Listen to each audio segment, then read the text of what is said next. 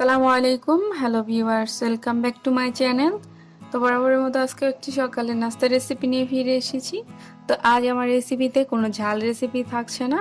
তো আজ আমার রেসিপিতে থাকছে একটি মিষ্টি পরোটা, ডাবল লেয়ারের ক্রিম পরোটা।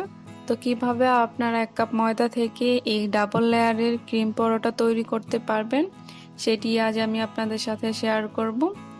আশা করছি ভিডিওটি ফলো করলে আপনারাও পারফেক্টভাবে এই মজাদার নাস্তাটি তৈরি করে নিতে পারবেন। চলুন দেখি কিভাবে তৈরি করতে হয়। তো এই নাস্তাটি তৈরি করার জন্য প্রথমে আমি নিয়ে নিচ্ছি 1 কাপ ময়দা, 1 চা চামচ চিনি, হাফ চা চামচ লবণ আর 1 টেবিল চামচ রান্নার রেগুলার তেল। এখন এই শুকনো উপকরণগুলোকে আমি একটু সময় নিয়ে খুব ভালোভাবে মিশিয়ে নিব। তো অলরেডি আমার এখানে মেশানো হয়ে গেছে। এখন এর মধ্যে আমি অল্প অল্প করে একটু করে দুধ দিব আর সফট একটি ডো তৈরি করব। তো আপনারা চাইলে কিন্তু এটা পানি দিয়েও করতে পারেন, এতে কোনো প্রবলেম নেই। তো অলরেডি আমার এখানে ডোটা তৈরি করে ফেলেছি। ডোটা কিন্তু অনেকটা টাইট হয়েছে। তো এখন এই ডোটাকে আবার একটু মথে এটাকে রেস্টে দিয়ে দিব 10 মিনিটের জন্য। এই জন্য এর গায়ে একটু তেল লাগিয়ে নিচ্ছি।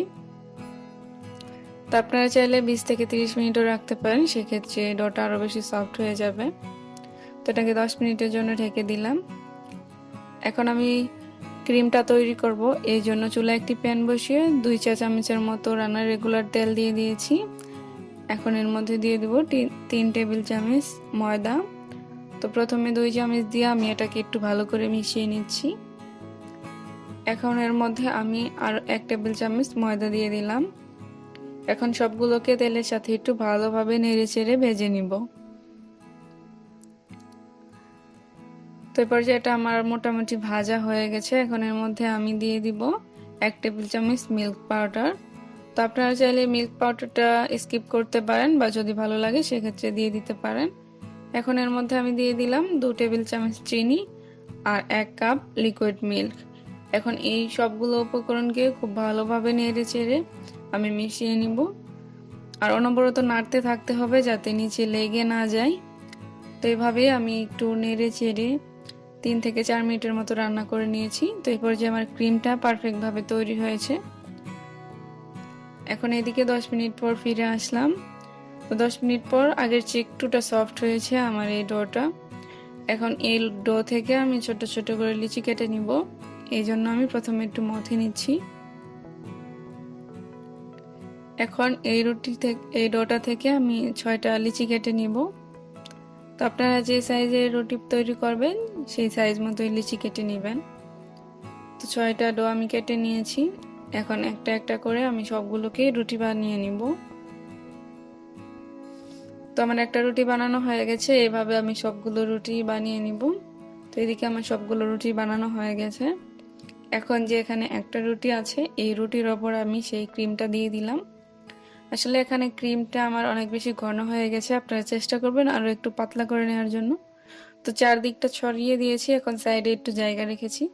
এখন এই সাইডের অংশগুলোতে আমি পানি লাগিয়ে নিব, যাতে অপর থেকে আরেকটা রুটি যখন দিব দুটো যাতে লেগে যায়, আঠার মতো যাতে কাজটা করে, এই জন্য পানি লাগিয়ে নিয়েছি।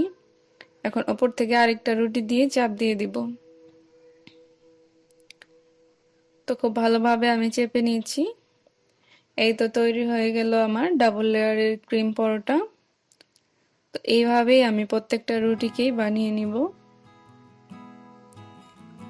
তো এভাবে আমি 6টা রুটি থেকে 3টা রুটি বানিয়ে নিয়েছি। এখন চুলায় একটি প্যান বসিয়ে দিয়ে সামান্য পরিমাণ তেল দিয়ে তেলটাকে ব্রাশ করে নিয়েছি।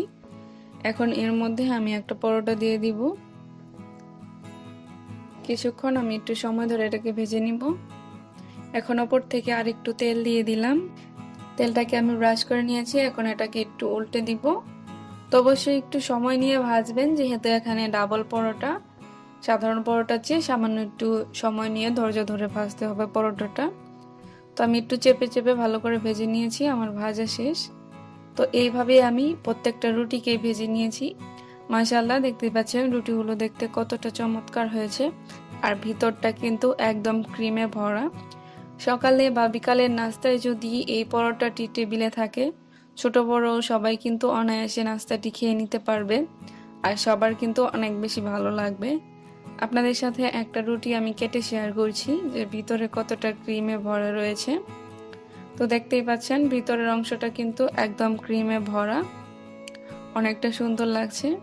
তো খুব অল্প সময়ে কিন্তু আপনারা সকাল বিকালের নাস্তা হিসেবে এই নাস্তাটি তৈরি করে নিতে পারেন।